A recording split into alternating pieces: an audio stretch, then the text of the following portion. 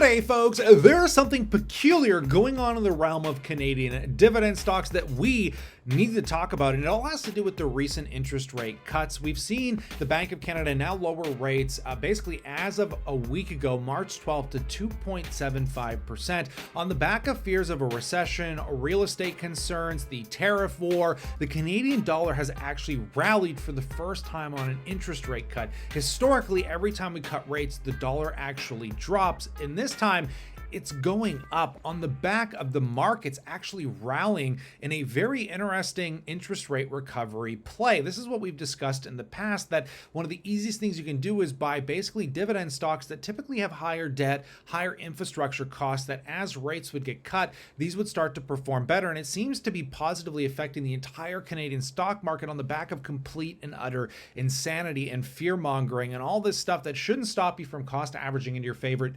ETFs. As we review 3 Canadian dividend ETFs that I personally love to see how they're affected by the interest rate cut. And then we're going to look at each sector of the market to see how everything from energy to utilities to the insurers are actually being affected by this. So if you are on a path to financial independence, if you damn well want to retire early and learn something about this market, consider hitting that subscribe button. If you want to support the channel, join my chat group, learn my courses, you can try my portfolio tracker, go to kylelivingston.com. Link is always in the description below if I am your favorite influencer clown and you want to support the channel, keep things going along. But baby, we got to talk about VDI, one of my favorite ETFs, the one that I cost average into, which is surprisingly being the worst performer of the bunch that we're going to talk about here. This one, as of March 13th, as we're going to be aware with all these ETFs, is up 2.86%, rallying ever since the announcement of that interest rate cut. And if we take a look deeper into this ETF, many of you know this ETF that gives you great exposure, primarily exposure. It's concentrated to things like financials at almost 60%, energy at almost 30%,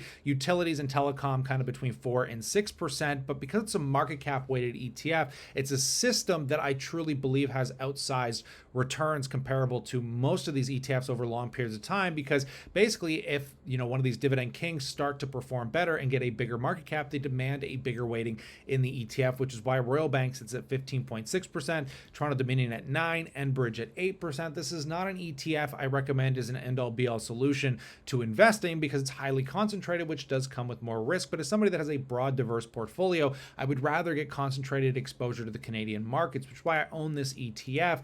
But if we take a look at something like XDIV, which is the exact opposite, it's much more diversified, a much more stable cash producer. If we take a look at this one, again, as of March 13th, this sucker popped up 2.32%. Over the 5-year, you can see it's a lot more stable, but the returns aren't nearly as grand. But if we dive into this a little bit more, we can see the top weightings are Toronto Dominion, Enbridge, TC Energy, Suncor. All 4 of these make up about a 5% weighting. So again, much more diversified. And if we take a look at the exposure breakdown, it's 31% energy, 29% financials, 12% utilities, with communications at 10%. So you're getting much better sector diversification. And if we could do a quick comparable to the yields as well, I think this one is yielding somewhere around, what's the starting yield here? 5.43% is the trailing 12-month. The current distribution yield is 4.89%, however, against VDY that currently has a yield, a 12-month yield of about 3.95. So you are sacrificing a bit of yield for better performance, however. But if we do one more comparable to another great ETF, XDIV, this is another one of my favorites out there that has rallied 2.62%. Year to date is up 3%. I want to keep that in mind. Let's look at the year performance.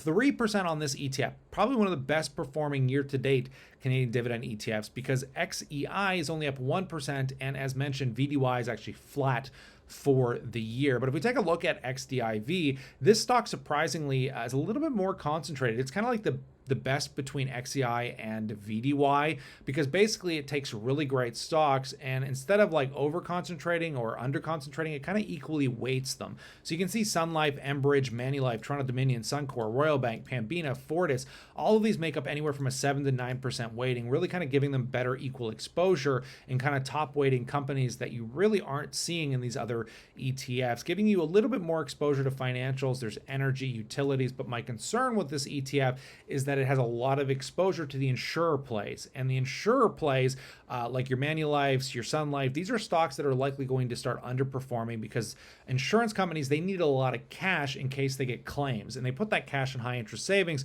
which has bolstered their returns dramatically. And we're going to talk about that as we get into the individual stocks themselves. But finally, you can compare all of it to VCE, those that are just index focused investors that just want broad exposure to the markets through market cap weightings, just like, the US markets SPY or VOO. This is the Canadian counterpart. It's the Vanguard FTSE Canadian Index ETF. VCE is the ticker, and it actually jumped up about 3% since the announcement of the interest rate cut. And on top of that, it's up about 1.26%. So it's actually lagging some of the performance of just these really awesome dividend ETFs. But we can see that you're getting your exposure to Royal Bank, Shopify, Toronto Dominion. It is agnostic to the stock itself, only cares about the market cap size, doesn't care about the dividends or anything like that, right? And we can see you still get pretty large exposure to financials at 41%, energy at 17%, and technology is actually in here at 11%, which you're not going to see technology in these other ETFs, right? But these are kind of like the Canadian dividend or ETFs that I generally like to follow. But if we look at the actual sectors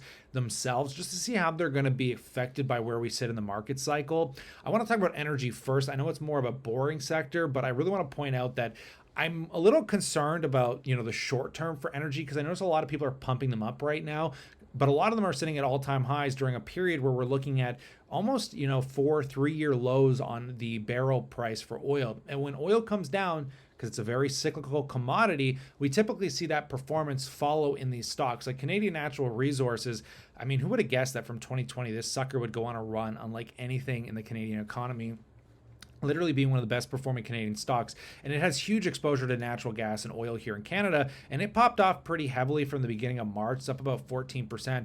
But basically year to date is down about 2%. But from the recent highs, I think it's down about a 25%, knocked about a quarter off the market cap. And it looks reasonable with the price to earnings, but past performance doesn't constitute future returns. You have to understand these businesses go through cyclicalities. And if you take a look, interest rate cuts aren't going to benefit this stock specifically that much because they have just under 50 total assets to debt right now. Though that debt should get freed up a little bit with lower interest rates, it's not like that debt heavy of an infrastructure play. So with oil going down, the interest rate cuts aren't going to affect their bottom line that substantially. But Enbridge, on the other hand, is a stock, regardless of oil prices, is more of a shipment company. It's a pipeline company, right? And a storage company. So they're not going to see the same cyclicality hit them as hard, but what they are going to see is a big bolstering from that interest rate cut cycle, right? And basically this one's been rallying a little bit regardless of the interest rates. It's only up about 2% since the announcement of that cut, and it is holding toward all-time highs.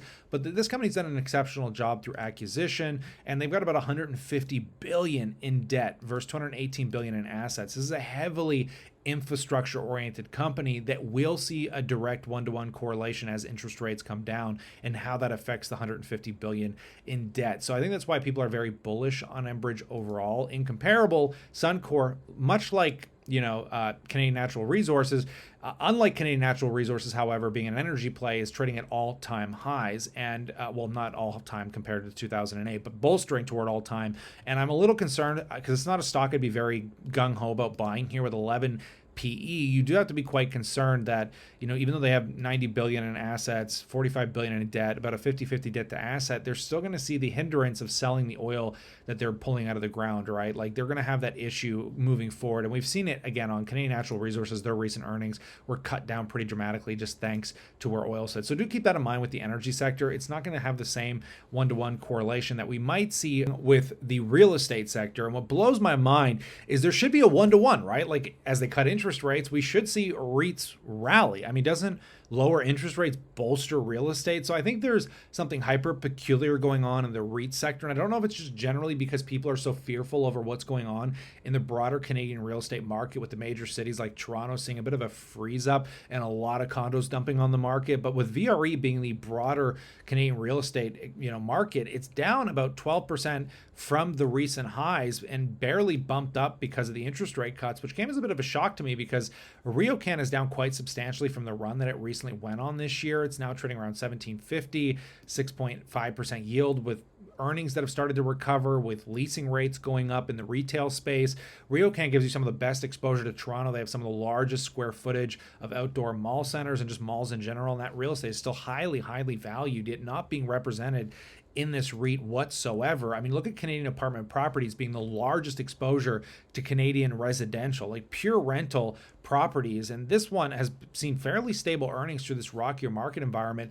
Great debt to asset ratios of 15 billion to 6 billion. Probably like these REITs again. Let's look at even RioCan here. RioCan, if we take a look at the financials from the balance sheet standpoint, like they're hyper capitalized, like very well capitalized, very stable performance. Yet the stocks have just been getting clobbered. You take a look year to date. I mean, you're basically flat on Canadian apartment properties, and it's still trading massively down on the year from the highs that it experienced, with a 3.69% dividend. If you take a look at Granite Real Estate when it comes to the industrial space, and this has been a really stable, fast-growing sector, yet it's trading at 5-year lows almost, with a 5% even dividend yield as of today. And I'm shocked that REITs have just been given up on. And I'm curious if it's a place of opportunity or if it's truly a place of concern. And that is a question I'm going to pass off to you guys. What do you think about Canadian REITs? I'm just so shocked that they haven't rallied more, especially with rates getting back to the 2% range. It's kind of mind-boggling to me. This sector, however, people have definitely been hiding out in have, of course, been utilities, right? I mean, Hydro One continues to hit all-time highs, up 9% on the year. I mean, look at the 5-year growth rate. It's been absolutely astounding here. Fortis doing the exact same thing, pressuring toward all-time highs. Year to date up 8.4%. These stocks have bolted very well for anybody that has, basically had the guts to buy those bottoms and some of the cyclical lows that we've experienced over the last 5 years. So congrats to anyone that kind of fought through that. When it comes to the insurer plays, as mentioned, I think people are recognizing that there's some concern on the back of interest rate cuts, all the cash. This is why like Berkshire has done so well, because of their large cash position, their exposure to Geico and the insurance players out there. But year to date, Sun Life is actually down 4%. And I think this is something we could continue to see happening. Manulife, this is a stock that didn't do anything for years. And then out of nowhere, because of the interest rate cycle, and this should be a lesson to all of us, is that now that we know, now that we've been through this, next time we see another interest rate cycle and inflation cycle, we'll understand what stocks will be hindered, what ones won't be affected, because this should have been common sense that anybody that was sitting on large piles of cash, we're going to see a bolstering in earnings, because man, you could have made a very good return if you just exposed yourself to the financial sector through this interest rate cycle, right? So really intriguing. But again, I think that cycle is slowly coming to its end, and you might want to be careful to the exposure you have to these kind of companies, right? Power Corporation, kind of an in-between for financial companies, done very well, and I think they'll continue to do well. They have exposure to a lot of stock portfolios. The Power Corporation is a management and holding company that focuses on financial services in North America, Europe, Asia. Great broad diversification. A company that owns a large chunk of wealth. Simple, great PE ratio, great dividend yield still. This one's starting to do exceptionally well here. And then finally, of course, a company that I have exposure to that I'm going to have to be patient with, because people are still hyper fearful of the telecom space, and it'll be neat to see what happens with this next earnings, because I think this is another industry that will bolster from the insane amount of debt these companies have. If we take a look at TELUS specifically, because it's one of my favorites that I do own a little bit of, we can see from a balance sheet standpoint, I mean, they got 41 billion in debt versus 58 billion in assets. And again, if you did take a look at the basic overview here, I'm just kind of shocked to see the stock going down so dramatically from those highs, right? But again, if you take a look at the revenues have actually gone up and have been very stable. This is why this industry, I think, is largely getting over impacted by concerns.